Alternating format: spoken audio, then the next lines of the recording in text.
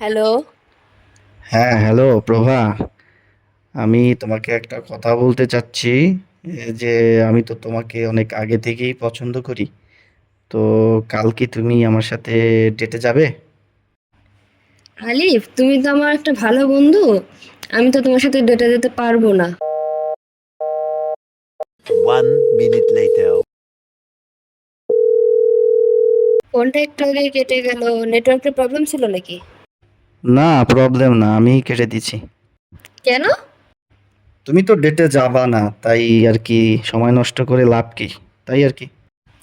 তোমাকে আমি ভালো বন্ধু ভাবি। তোমার সাথে ডেটে যাব কিভাবে? ঠিক আছে। আচ্ছা। এত বড় সাহস! আমার ফোন কেড়ে দিচ্ছে। দাঁড়া, তোকে দেখাচ্ছি আমি। হ্যাঁ, আবার কেন ফোন দিলা বলো? এভাবে কি একজনের সাথে এক কথার উপরে ডেটে যাওয়া যায়? তুমি আমাকে কনভিন্স করবা, সুন্দর করে প্রপোজ করবা, গিফট দিবা। ও আচ্ছা, বাদ দাও। ওর সাহসটা কত বড়, বারবার আমার ফোন কাটে।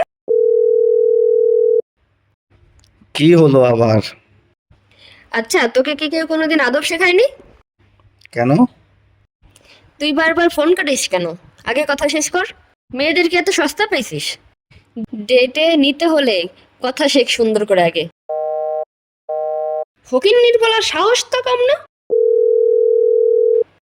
আবার কি হলো? এমন করতেছিস কেন? তোকে আদব কায়দা কেউ শেখায় নাই আগে? ওর সাহসটা কত বড়, বারবার আমার ফোন কাটে। দাঁড়া, তোকে দেখাচ্ছি আমি।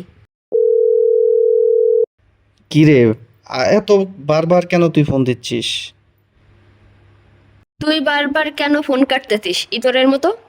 তুই নিজেকে কি ভাবিস? তুই ডেটে যেতে চাচ্ছিস না তো আমি কি করব? ভাবলাম সময় নষ্ট করে লাভ নাই। তুই তো আর ডেটে যাবি না, তাই না? শোন, কেউ এইভাবে ডেটে যায় না। একটা মেয়েকে সুন্দর করে প্রপোজ করতে হয়, মেয়েটাকে সময় দিতে হয়, কুকুরের মতো মেয়েটার পিছনে লেগে থাকতে হয়। আচ্ছা বাদ দে ভাই, আমার এত সময় নাই যে কুকুরের মতো আমি লেগে থাকবো।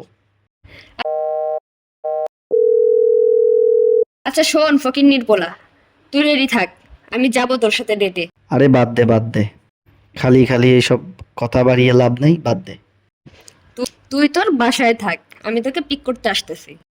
আর শোন, যত বিল হবে সব আমিই দিব। খাওয়া শেষে ডেজার্ট অর্ডার করিস। তুই আমাকে চিনিস না, আমাকে ইগনোর করা এতটাও সহজ না। তুই রেডি হ, আমি আসতেছি।